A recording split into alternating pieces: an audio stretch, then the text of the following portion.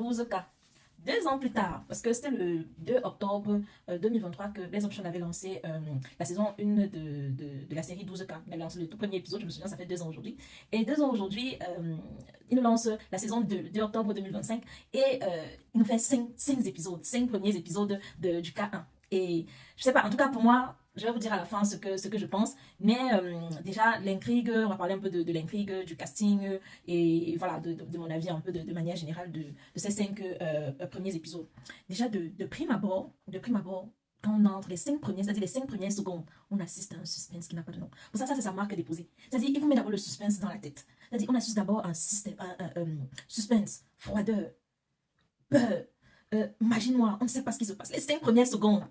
Et après, direct, tout redevient un peu calme et tout. Donc, ça, c'est un peu le fort, généralement, un peu de la série 12K. C'est qu'on a toujours un peu ces cas où tu as l'impression de tout comprendre dès le début. Tu te dis que non, vraiment, au bout d'un épisode, on a tout compris, on sait comment ça va finir. Mais plus les épisodes avancent, plus le temps avance, plus tu te dis que mais ils sont en train de jouer avec nos cerveaux, qu'est-ce qui se passe? Et c'est toujours vraiment, les apparences sont trompeuses. Je pense qu'il y a toujours ce message qui veut être véhiculé. Alors je pense que si l'intrigue va un peu tourner tout autour de tout ce qui va être richesse douteuse, magie noire, un peu comme j'ai dit au début, jalousie, on a limite la possession, la peur, la protection.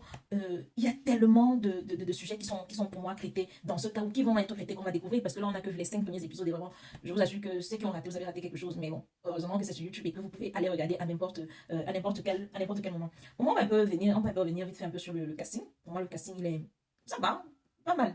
Les acteurs principaux, on a Patrick, vous voyez, le jeune entrepreneur, très beau, toujours mignon, bien sapé et tout, avec Rose qui est sa fiancée. Elle s'appelle encore comment? Uriel Biadi, je crois bien, l'actrice qu'on connaît déjà un peu, bien évidemment, aussi dans les séries de Blaise Option, dans le cinéma camerounais, qui joue très bien. Patrick qui joue, Asala Kofan qui joue le rôle de Patrick. Pour moi, c'est l'un de mes premiers coups de cœur quand même en termes de jeu d'acteur. Lui, chapeau quand même. Et puis mon deuxième coup de cœur, c'est la belle-mère de Patrick. Pour moi, elle est mon deuxième coup de cœur. C'est une maman.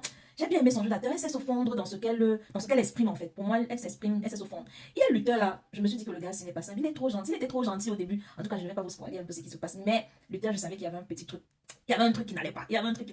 Et là, moi, je suis en train de me dire, Rose, on ne sait pas. Elle, dans son rôle, on ne sait pas. Soit elle est naïve, soit elle est bête. Mais tellement de choses bizarres. Et je pense qu'on va nous apprendre beaucoup de choses sur ce qui se passe souvent sur les réseaux sociaux. Avant de condamner quelqu'un, cherchez d'abord, ne croyez pas tout ce qu'on vous raconte. Que ce soit sur les réseaux sociaux, que ce soit même dans la vraie vie. Même si on vous dit que telle personne, vous allez croire, mais faites votre propre enquête. Donc, on va se retrouver la semaine prochaine. Jeudi prochain, on va encore regarder 5 épisodes de la deuxième partie du K1. Et puis, on va donner une note générale. Mais pour le moment, au niveau du casting, de manière générale, je donne 9 sur 10 quand même. Sachant que pour moi, Patrick, il a 10 sur 10. Sa belle-mère, la belle-mère qui est la mère de sa défunte femme en fait. La mère de sa défunte femme, pour moi aussi 10 sur 10. Donc pour le moment, ça va. En tout cas, à la semaine prochaine.